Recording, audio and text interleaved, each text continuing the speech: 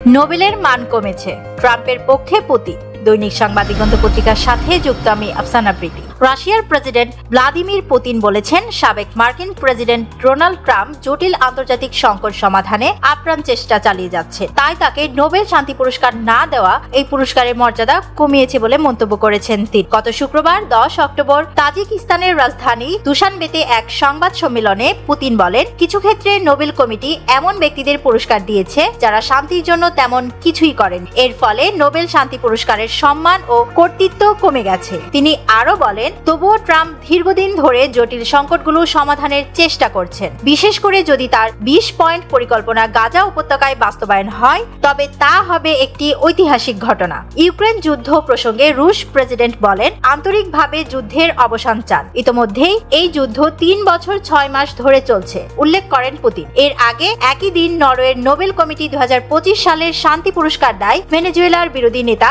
মারিয়া corona মাচাদোকে, যিনি গণতান্ত্রিক অধিকারের জন্য নিরলস লড়াই চালিয়ে যাচ্ছে। ট্রাম্প নিজেকে প্রার্থী হিসেবে প্রস্তাব করলেও কমিটি তার পরিবর্তে মাচাদোকে বেছে নেয়। পুতিনের মন্তব্যের পর ট্রাম্প সামাজিক মাধ্যমে ট্রুথ সোশ্যালে প্রতিক্রিয়া জানান। তিনি লেখেন, প্রেসিডেন্ট পুতিনকে ধন্যবাদ এবং এই মন্তব্যের ভিডিও শেয়ার করেন।